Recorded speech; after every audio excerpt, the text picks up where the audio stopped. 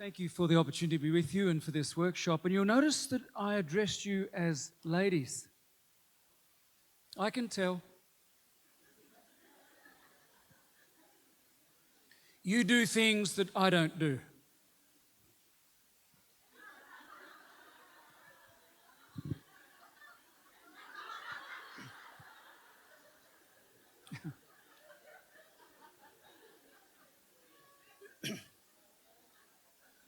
And you have things that I don't have. Makeup, lippy, earrings. I save a fortune not having to buy those. And you can tell I'm a man. I have things that you don't have. Hairy legs, bushy eyebrows, and you pay a fortune making sure you don't have those. We're different, aren't we? Not better, not worse, different. God made us that way. We read in Scripture that He said, so God created mankind in His own image. In the image of God He created them, male and female He created them. God saw fit to make us women and men. Two different beings, equal in status, worth, value, importance, both shaped and formed in His image. And sadly, the present and the past reveals that many men don't get that. Sadly, in our cultures and communities, in workplaces, churches and homes, women aren't held in the same status as men. And if I had the authority to ask your forgiveness of all men, I would do that without a moment's hesitation. And He made us differently. He made us differently. When it comes to relationships, don't those differences drive you nuts? Why couldn't God have said, I'll make them both in my image and I'll give them both the same brain, the same desires, the same emotions, the same outlook on life, the same sexual desires, the same interests, and they'll live happily ever after? For some reason, God said, let's make man and woman two different beings, give them two different brains, and then tell them to get real close. That should be fun. Let's face it, a lot of men just don't get you ladies. Sigmund Freud said the great question that has never been answered, which I've not yet been able to answer despite my 30 years of research into the feminine soul, is what does a woman want? And Will Ferrell, the comedian, said trying to understand women is like trying to smell the colour 9. Stephen Hawking said women are a complete mystery. I can understand the universe, but not a woman. Even the Bible provides us a bit of a warning. Better live on the corner of the roof than share a house with a quarrelsome wife.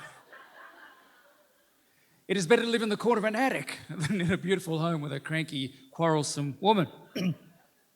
Ladies, I promise, I tried to look for some texts about men, but I just couldn't find any.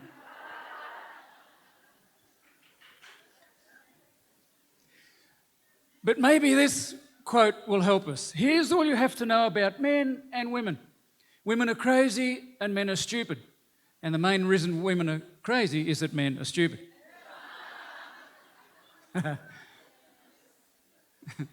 Yeah, take that one home. This afternoon we've been invited to reflect a while on the differences between men and women and see how those differences might be managed and built on to enrich our human relationships. That's a challenge, but we'll have a crack at it for a short while. Michael Collins states our failure to recognise and appreciate these differences, that is between men and women, can become a lifelong source of disappointment, frustration, tension, and eventually the downfall in a relationship. So it's worth taking a little bit of time this afternoon to reflect on these differences. Men and women. Let's start off with the brain. Research continues to point to the fact that our brains are wired differently. Now, for years, I thought that my wife's brain, her name is Carol, and we'll be married 44 years at the end of this year. I always thought her brain was the same as mine when we got married. So I couldn't work out why we did things differently. Either she, fell when she was a child, hurt her brain or something. Seemed to be foggy. Here's some good news, ladies. The female brain is slightly smaller than the male brain, but studies show that this has no significance on a woman's brain's performance. That's good news for you. That's encouraging. And in 1997, Danish researcher Bert Packenberg demonstrated that on average, a man has 4 billion more brain cells than a woman, but generally, women test around 3% higher in intelligence than men. Take that one home. Yeah. When you go home, say to your man. Eh? A study conducted in 5 Western countries asked men and women to describe the kind of person they would ideally like to be. Same list of words. And men overwhelmingly chose adjectives like bold, competitive, capable, dominant, assertive, admired, and practical. And for the same list of words, women chose warm, loving, generous, sympathetic, attractive, friendly, and giving. Fascinating. Same list of words. Women rated service to others and meeting interesting people high on their list, whereas men rated prestige, power, and owning things as important. Generally speaking, men went after things, women went after relationships. From the same list of words. A fascinating study was conducted in 2015 where the researchers looked at MRI scans of about 1,400 people. And first, they measured the amount and location of grey matter in 116 parts of the brain, got lots of parts, to find out which areas had the biggest sex differences. So they studied all these brain, looked at the grey matter, and said, let's see if we can sort out sex differences. And next, the team scored these areas on each scan as either falling into the female end, the male zone end, or somewhere in the middle. And it turned out that maybe 6 in every 100 of the brains they studied were consistently a single sex.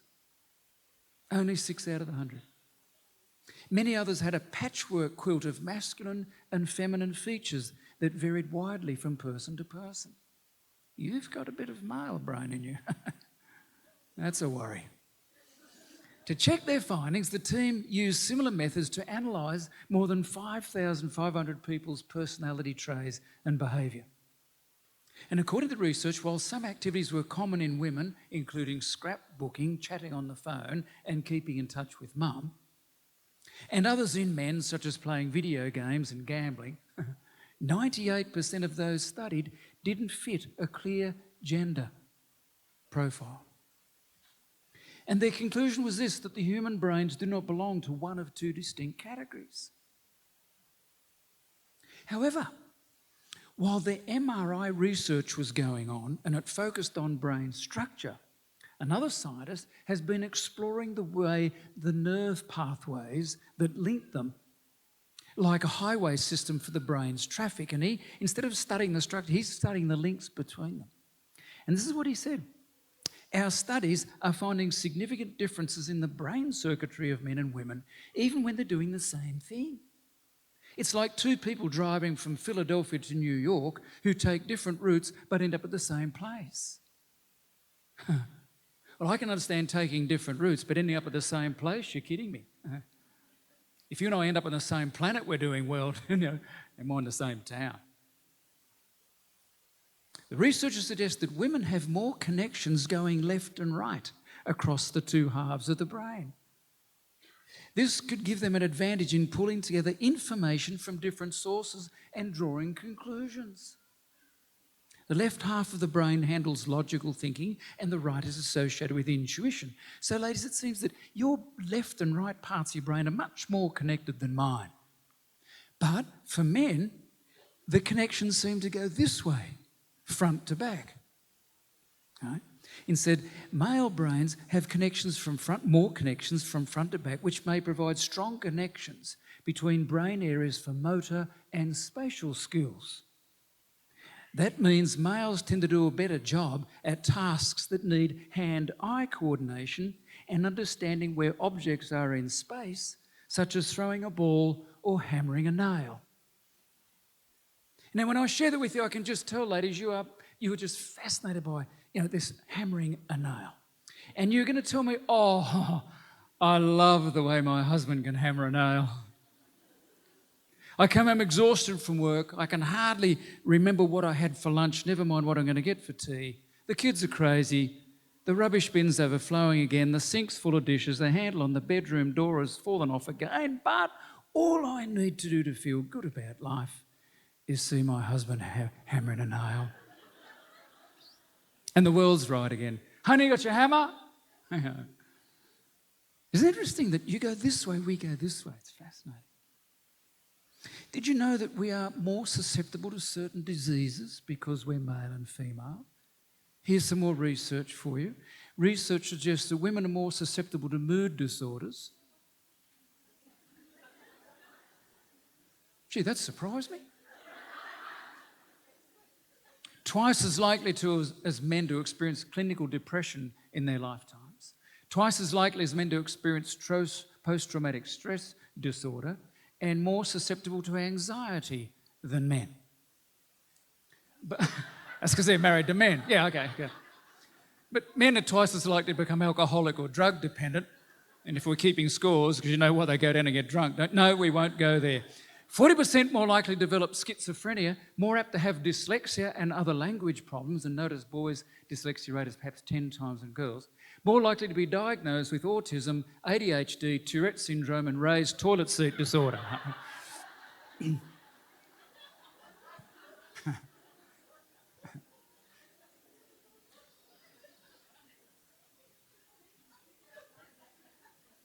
Dr. Michael Connor said this, "Yet the differences can profoundly influence how we form and maintain relationships that can range from work and friendships to marriage and parenting."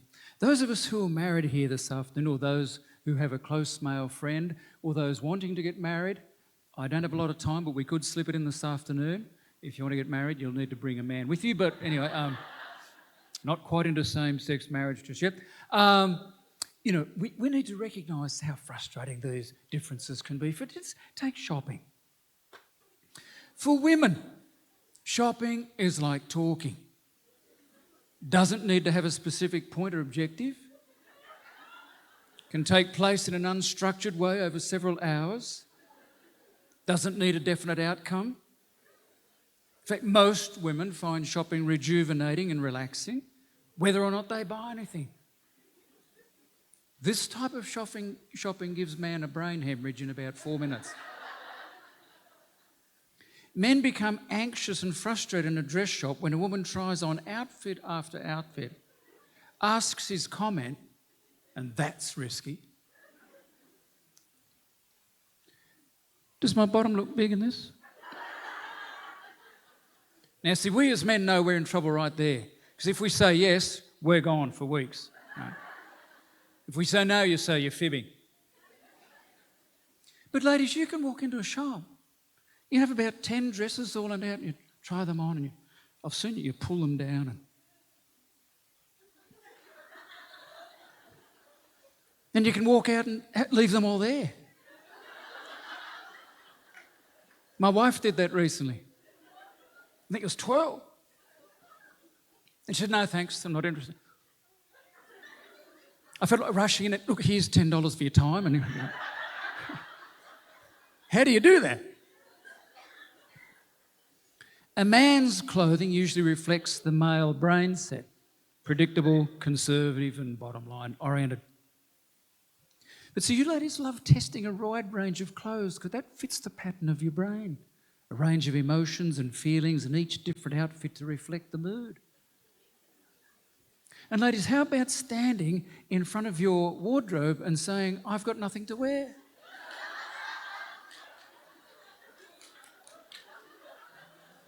You've said that?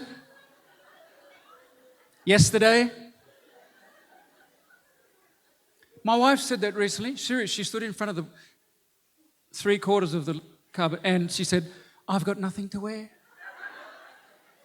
I said, wear that, that'd be good. Just go like that. She didn't like that. And I made a mistake, ladies. I said, let's count them. 1, 2, 3. And I said, why don't you wear this blue one? That looks really nice. You know what she said? I don't feel like wearing blue today.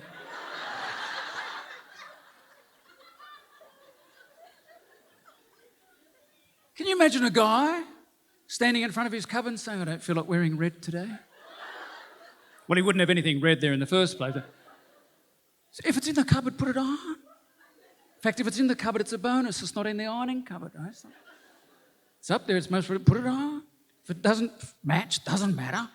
Just wear it. Got nothing to wear. Driving.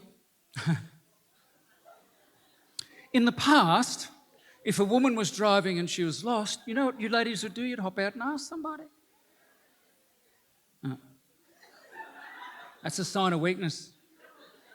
We say things like, it's close by here somewhere. I'm just taking a shortcut. Oh, we'll be right. Thank goodness for GPS. GPS stands for Grand People Savers. Yeah. Takes the worry out of... Oh, there's a book that you can buy, ladies, Why Men Don't Listen and Women Can't Read Maps. The bathroom. When a man goes to a restroom, he usually goes for one reason and one reason only. And that's not to have a rest. Why do we call it a restroom? Serious. Bathroom. You don't go there for a bath. Well, I hope not. Be tight fit. Bathroom. Women, you ladies, you use restrooms as social lounges and therapy rooms. Women who go to restrooms as strangers can come out lifelong friends. You exchange phone numbers, recipes, photos of the kids, arrange a shopping, trip, a holiday. I've seen you ladies, you're sitting at a restaurant and one of you will say, I'm going to the bathroom, anybody want to come?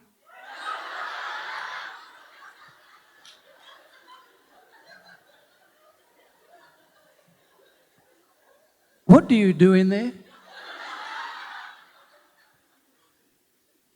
Can you imagine me as a bloke sitting in a restaurant and say, hey boys, going to the toilet, want to come?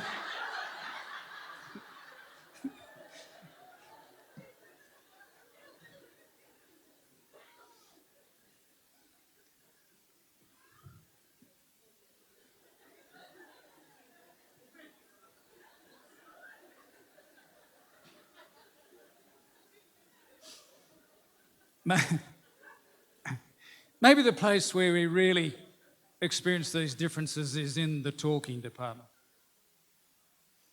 That's where I think we especially recognise we're different. Ladies, the building of relationships through talk is a priority in your brain wiring department. Research tells us that you can effortlessly speak an average of 6,000 to 8,000 words a day.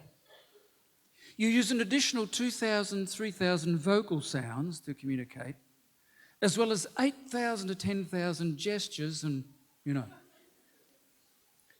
facial expressions, head movements, and other body language as well. That gives you a daily average of 20,000 communication words to share stuff. 20,000 a day. That may explain why the British Medical Association recently reported that women are 4 times more likely to suffer jaw problems. But But compare that number to men. Us blokes, we just utter 2,000 to 4,000 words, 1,000 to 2,000 vocal sounds, and a mere 2,000 to 3,000 body language signals. That's daily average of about 7,000. Yours is 20. Ours is about a third of yours. That's why the speech difference become apparent at the end of the day when you and your spouse sit down together for dinner. We've used up our 7,000. You got about 12,000 left. And a man wonders why you don't stop talking.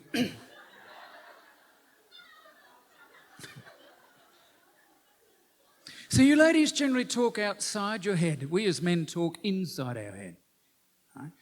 If you've got something to talk about, you go outside your head. Round, round and round. Us blokes, see, if I got a problem, I put my shoes on and go for a run or a walk and solve it inside my head. So the tricky bit is when my wife comes home, see, and starts talking, we as men have got this idea that if you tell us something, we're going to fix it. We are natural born fixers. We love fixing things.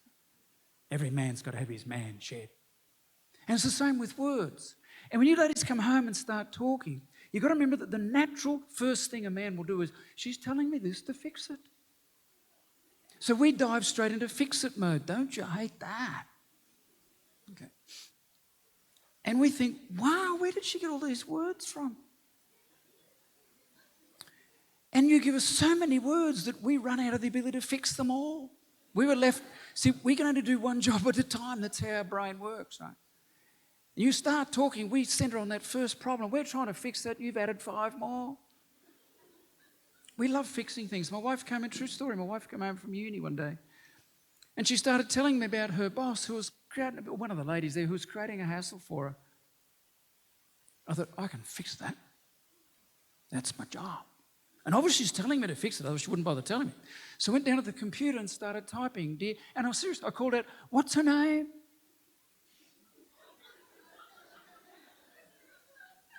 Silence. Oh, it's good, I'll leave it blank. Dear, please be, and I wrote up this fab letter. Please be advised that you are bothering my wife. And said, back off and stuff, I kept it vegetarian. And my wife came down and stood there looking at me.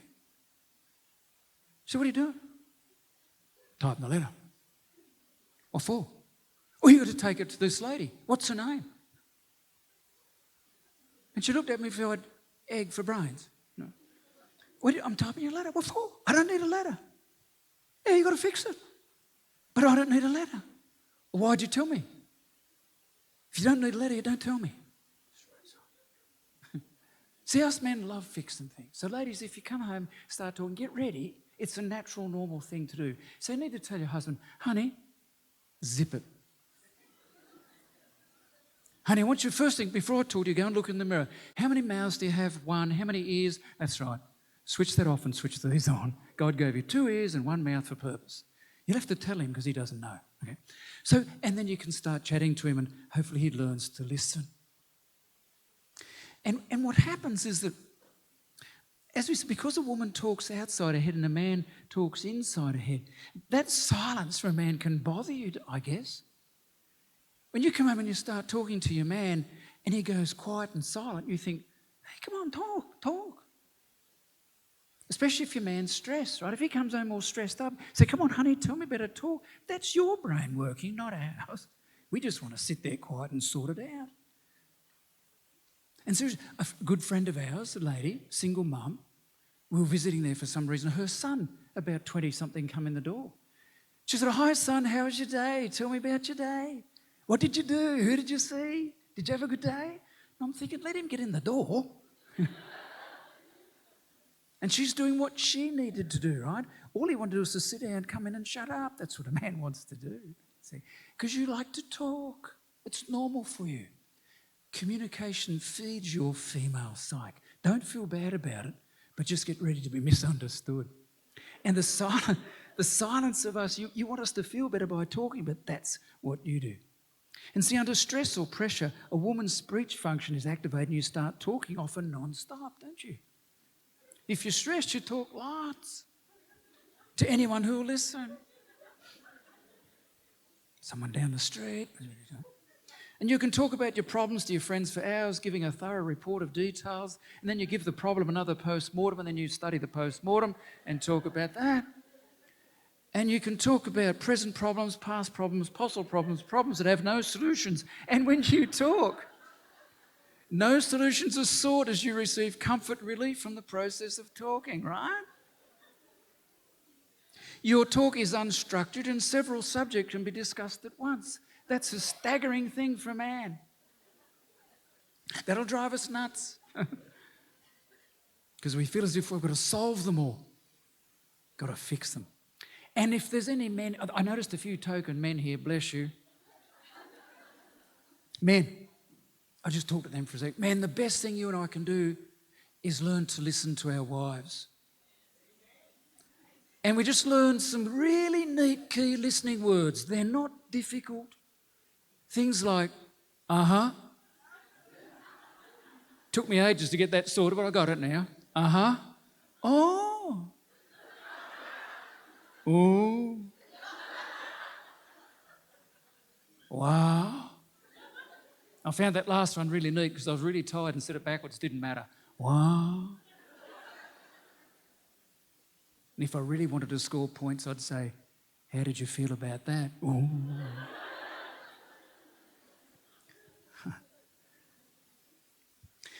The tricky thing for us men is if we ask you what's the problem and you don't tell us what the problem is, then what we do, and you hate this, I know, is we say, oh, don't worry about it.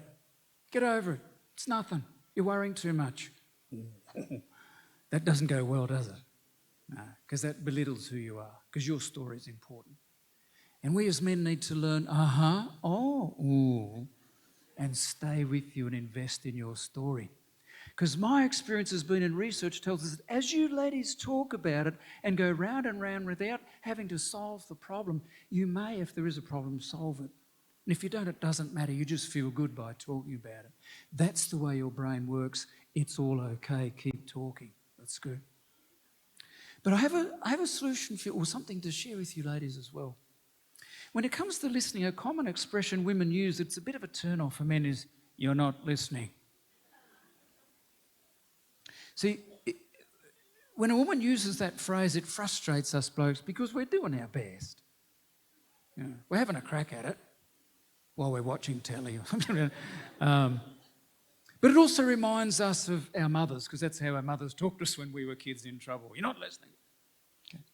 So when a woman says you're not listening, it's generally because a man is not giving her his full attention. Yeah. He is hearing her with only one part of his brain, and she wants all of him, don't you? So ladies, here's a thing. When you go home and your husband is indicating you that he's not really listening, the worst thing you can say to him is, honey, you're not listening. He'll come back and say, yes, I am. He's having a shot. My wife was on the phone not long back. There's an L-shaped kitchen. She's on that side and she's chatting on the phone.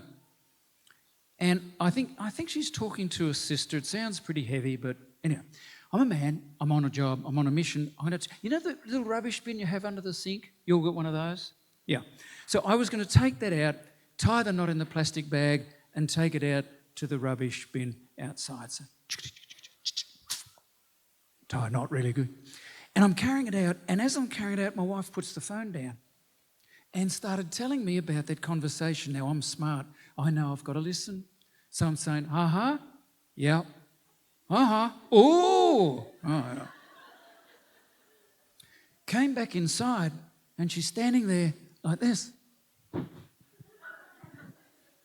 Put on the whole armour of God. I'm in trouble. Said, you're not listening? Said, yes, I am. You're not listening? Yeah. I went, oh, yeah. Said, no, you're not listening. I said, yes, I am. This was dangerous, ladies. I said, in fact, I can tell you exactly what your last sentence was. And I said it, ooh. Lucky she wasn't carrying a weapon. Then we both started laughing because we knew what happened. Ladies, the best thing you can do is say to your man is, you are not giving me your full attention. There's your homework. Huh? New line. Don't say not listening. He'll say, yeah, he is. You're not giving me your full attention because that's what you want. When a woman is emotionally distressed, a man often panics. Oh, my wife is crying. This isn't comfortable territory. I've got to get out of here. And if he can't escape, he'll quietly say to himself what I just said, put on the whole armour of God and brace yourself. He'll most probably say something like, I just remembered the car urgently needs an oil change. This is because the skills in negotiation of emotions are pretty limited in a man. It's like you're in emotional university, we're in emotional preschool. You ladies have a brilliant way of emotions. For us blokes, it's wild territory. It's not real good. In fact, if men's emotional communication skills can be likened like a toolbox in the shed, he's got a hammer and a tyre level, and neither of them are real gentle. We're not real good with emotions. In our culture, we've been told not to kind of Real men don't cry, right? Now, we're getting better, but that's been a message for years. In fact, I'm fascinated. In our Western, I can speak for our Western culture, when it comes to funerals, have you noticed that we ask an interesting question? How did they cope? You notice that? I find that question fascinating. Somehow it's really important to cope. Imagine if we didn't cope. And how does a man cope in Western Australia, in Western civilization, Western society? Really well, something like this. At a funeral.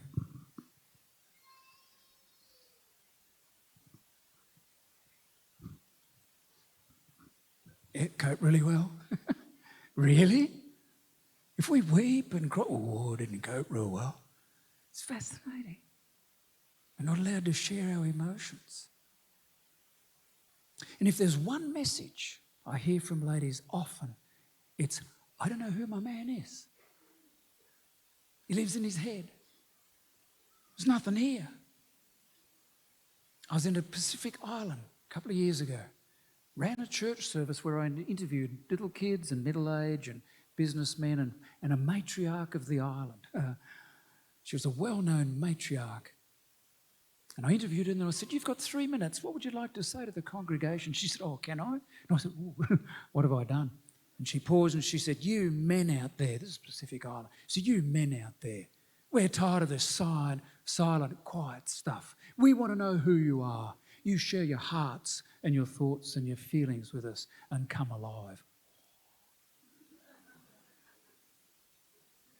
All the ladies got excited. See, us men sadly have been taught to put a lid on our emotions. We need permission and educate. We need to be taught how to share how we feel.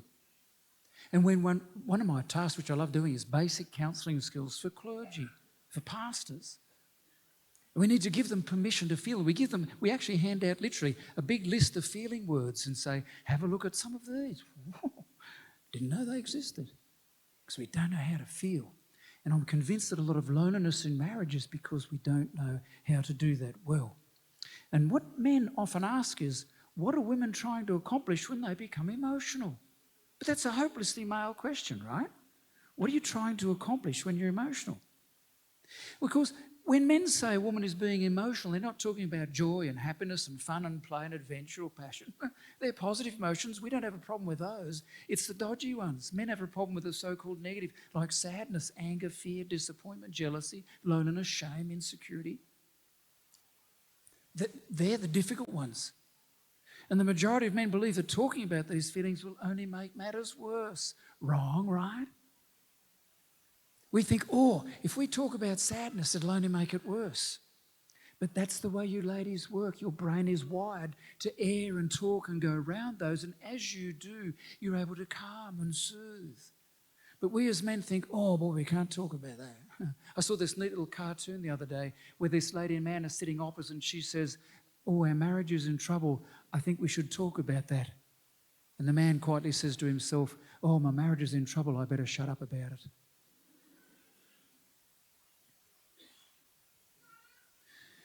Most women don't feel this way about these emotions. For a woman, there are no negative emotions. For a woman, there's no point to being emotions. Emotions just are. They're as natural as breathing. True? You don't generate a way of, I better feel sad. No, you feel sad. You feel all those emotions. But for us men, we're not sure what to do with those at times. And so we struggle a bit with that. And emotions are opportunities for intimacy. They're opportunities to build connection. Wouldn't it be neat if the local TAFE ran a weekly course, Communication 101, just for men? It was free. In fact, if you attend, there's a free barbecue after the program, football replays at halftime, a free screwdriver set at the end of the course. Maybe men would go.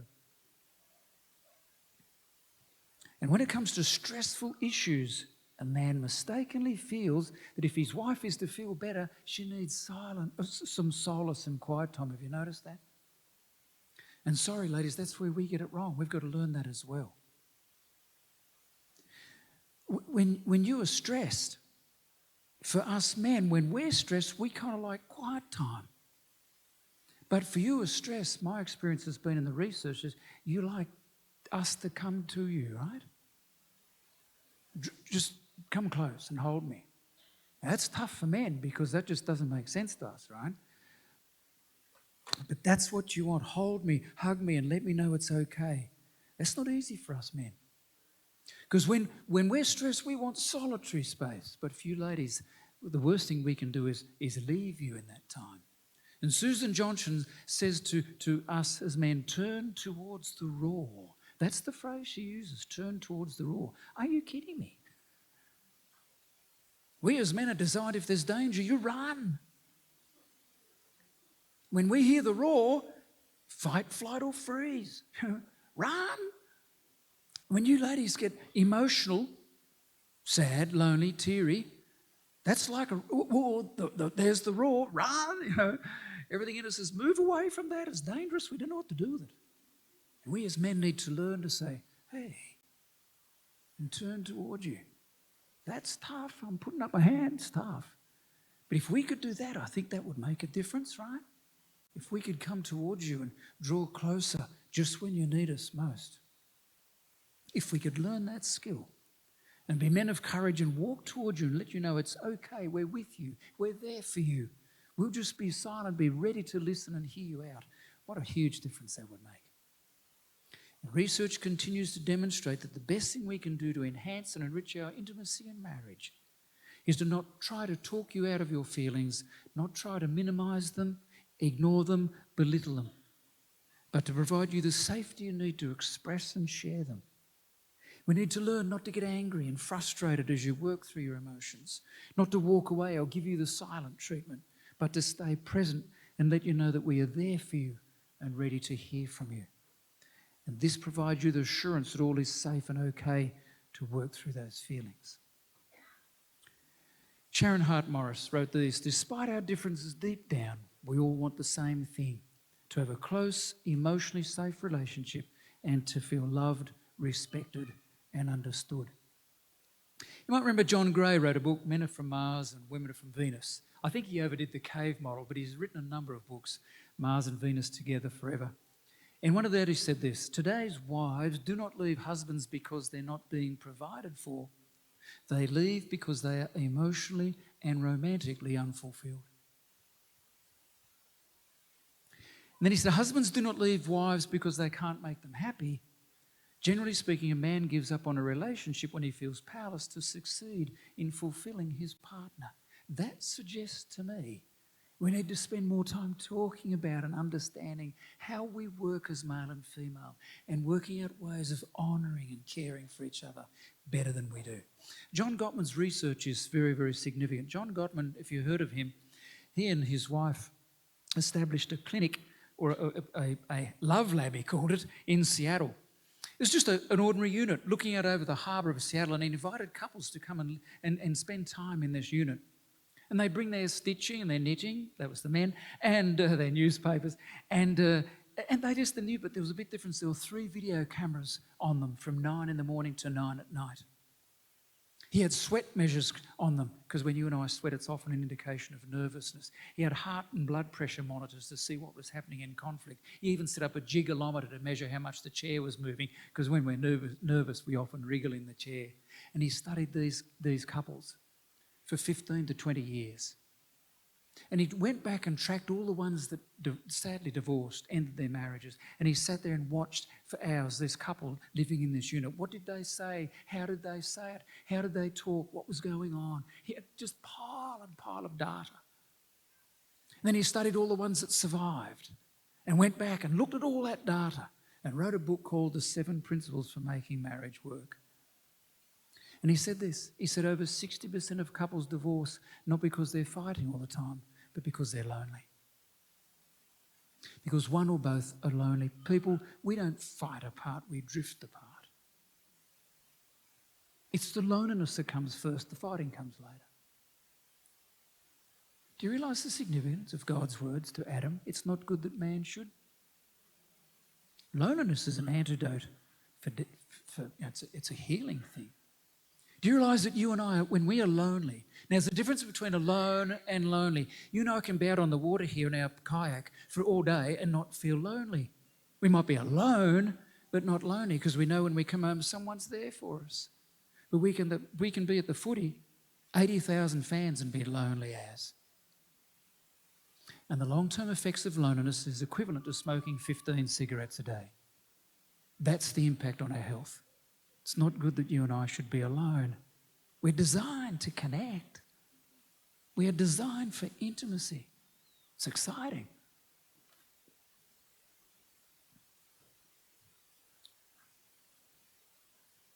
Scripture has some instructions for us. Husbands, love your wives. It's not that we can't love, ladies, it's just we forget. We don't always show it well. Husbands, love your wives. Do you know what he said to the women?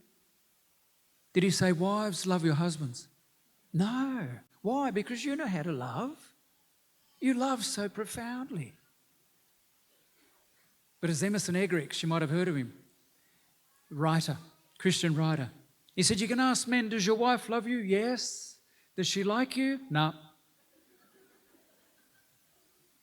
Husbands, love your wives. What did he say to wives? Respect your husbands. Husbands, love your wives. Wives, respect your husbands. And then it says, the key to creating fond feelings of love in a wife toward a husband is to show her unconditional love. And the key to creating fond feelings of love in a husband toward his wife is through showing him unconditional respect. And the meaning in those words, the textual structure in the original language clearly suggests that men are to love their wives even when they're not being very lovely. And wives, you are to respect us as men even when we're not being respectable. That's not easy, but that's the Christian covenant of relationship. When a wife is complaining, criticizing or crying, according to Emerson, she's sending her encoded message, I want your love. And when a husband is speaking harshly or sometimes not speaking at all, he's sending his encoded message, I want your respect. Here's something that I want you to remember, ladies.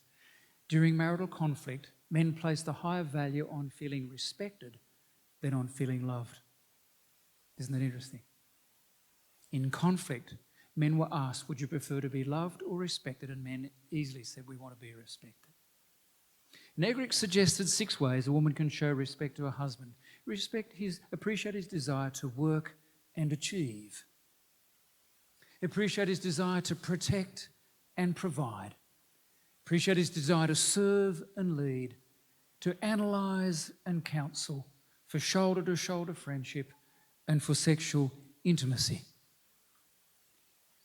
Shanti Feldon wrote a fascinating book called The Secrets of Highly Happy Marriages. And what she did, she asked hundreds of couples to indicate whether they were happy or not, and based on the rate and the answers, she pooled all these people who were really decidedly happy. And she said this, highly happy spouses choose to believe their mate cares for them no matter what they're seeing from their spouse or feeling at the time, and they act accordingly.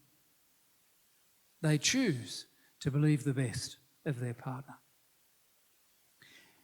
And she says, my research on happy couples showed that an extraordinarily high percentage of them were often without realising it doing a few little specific actions that were making their spouses feel deeply cared for. For most of us, a handful of simple day-to-day actions increases the likelihood that our spouse feels that we care deeply about them instead of feeling that we don't. And she's a lot of highly happy married couples, when you ask them, how come you're happy? They're not sure. They can't spell it out. But they're doing lots of neat little things. And here are some secrets for you, lady. If there were so many, I'd tell them, but this is for you this afternoon, what she found in her research. She said a wife will have a big impact on her husband's happiness when she does the following. Notices his effort and sincerely thanks him for it. That's twice. For example, she says, thank you for mowing the lawn even though it was hot outside, or thanks for playing with the kids even when we were so tired from work. That pleases 72% of all men. Do you realise, ladies, the significance of thank you? Seriously, if you say to your husband, honey, can you make the bed? Now, if you haven't taught him how to do it, he's in trouble. But if you get him to make the bed and he makes it, but the pillow's not quite in the centre. There's a bit of a wrinkle third way down under the quilt, and the quilt's not quite straight. Whatever you do, don't go crook. Don't walk in and say, stay on the crows, you've got no idea how to... Look, let me fix it. You're gone. You'll be making the bed for the rest of your life. Serious. If you say, wow, look at that. Ooh. Honey, nobody in Melbourne makes a bed like you do. Look at the way you've done that. Woo. You know what? He'll be in the spare bedroom that night practicing on the spare bed.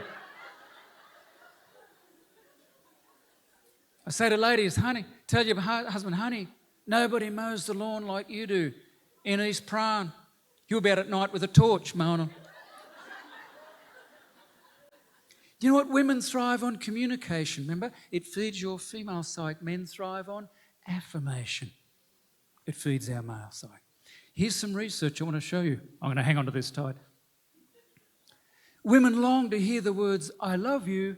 Men long to hear the words, thank you. A woman saying thank you to a man is the emotional equivalent of his saying, I love you to her. There's your homework for today. If he whips up tea when you go home, ladies, just thank him. Doesn't matter if it's a big bone. We love to hear the words thank you. And I think that statement, that's research. She says, you did a great job at something. Sounds familiar, same kind of thing. Number 3, she mentions in front of others something he did well. Hey.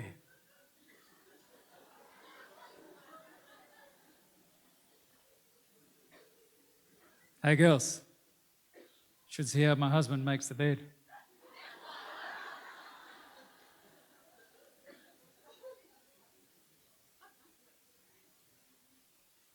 And men, there's a few men here. Men, when we're standing with our friends, our mates, and our wife comes along, how do you describe your wife to your men? Brace yourself, boys, here comes a second mortgage.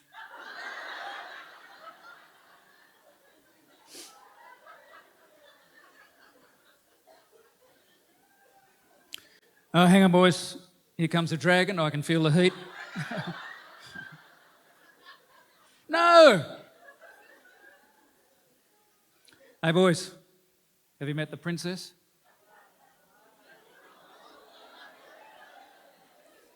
Hey, boys. Have you met my number 1?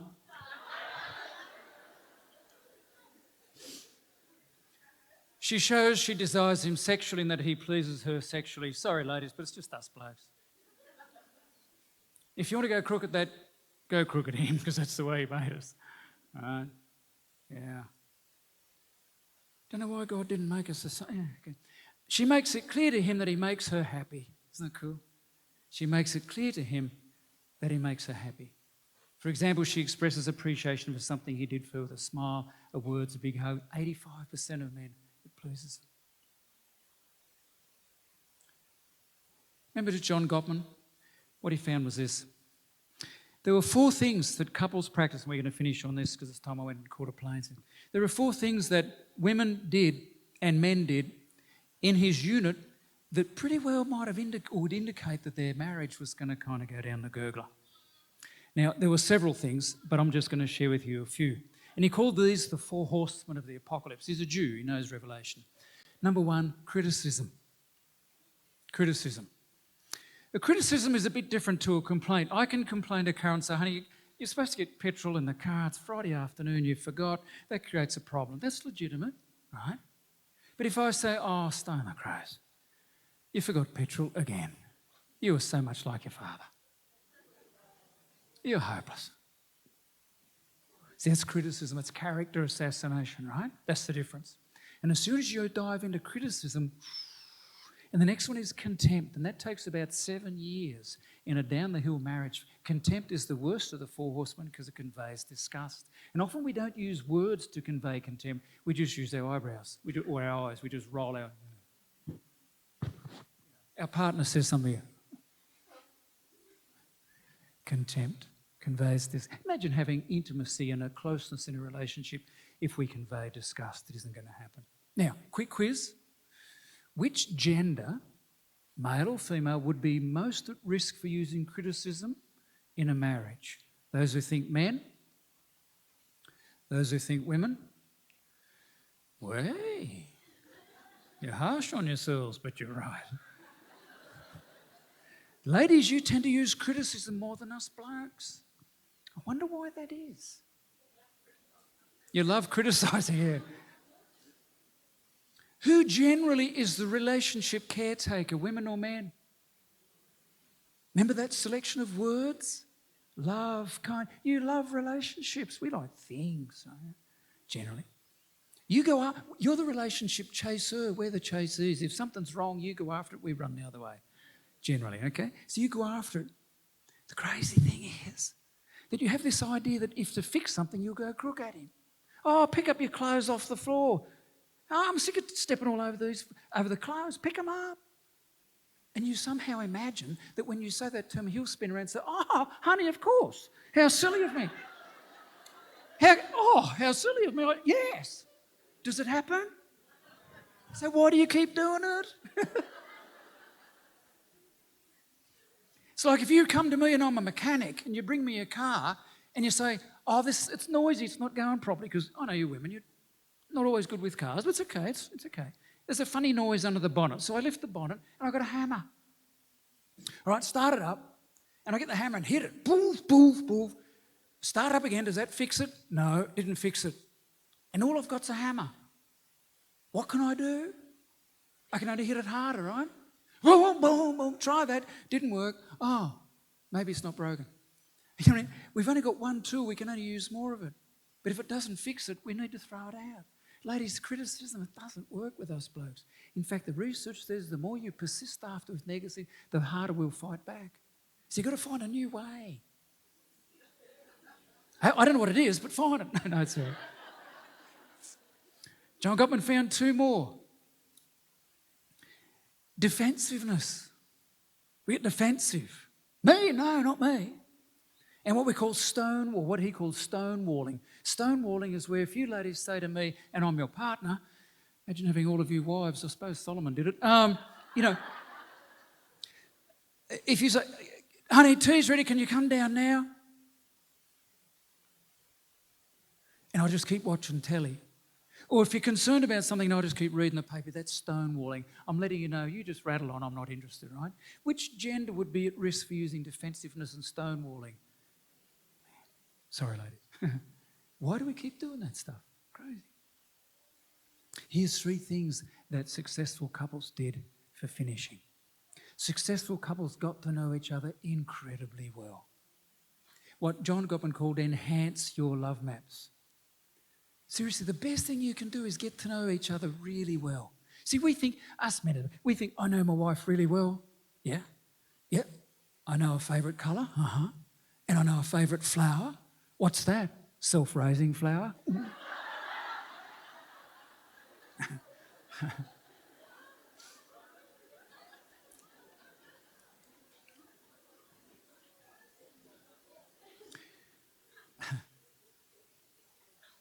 When you were small, when you were between the ages of 10 and 12, who influenced you the best for good?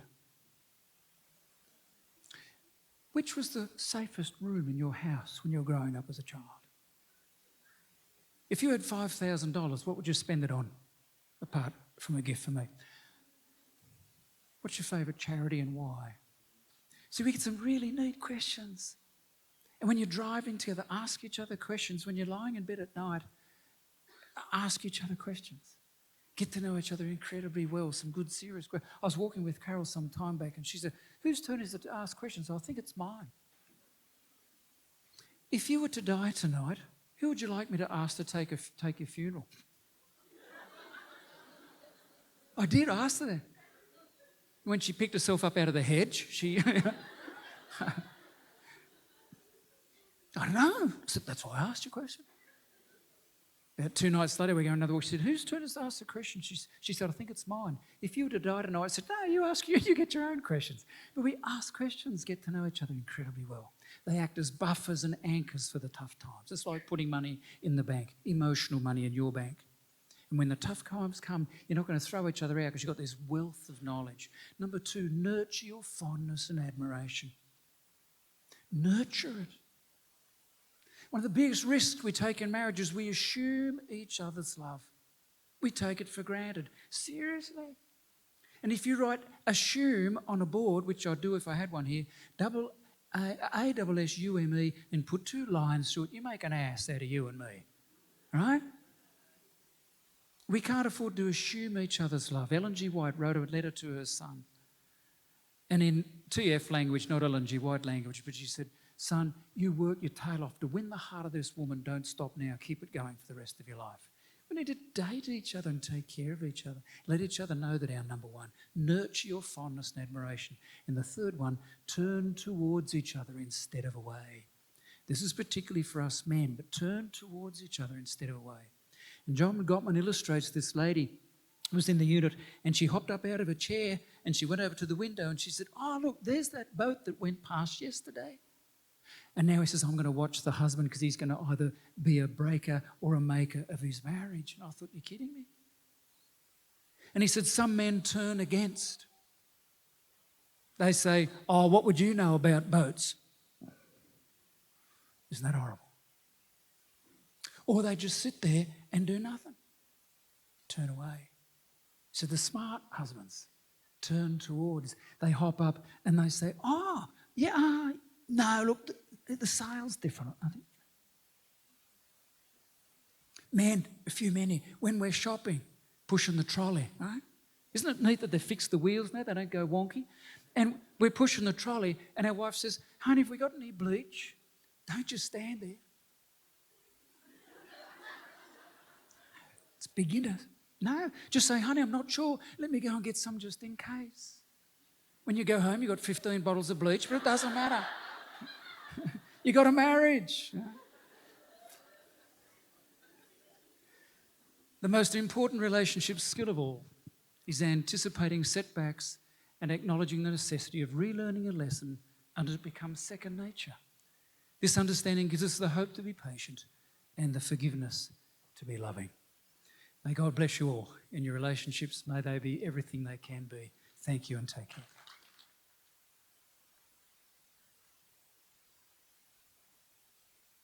Do you have a little prayer? We'll finish with prayer, do we?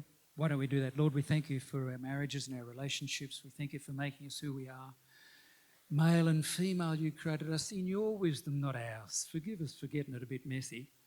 Help us, Lord, to invest in finding strategies and ways of connecting and building a close marriage, a close relationship, a close friendship that can just be a really neat model of your love for us. We thank you in Jesus' name. Amen.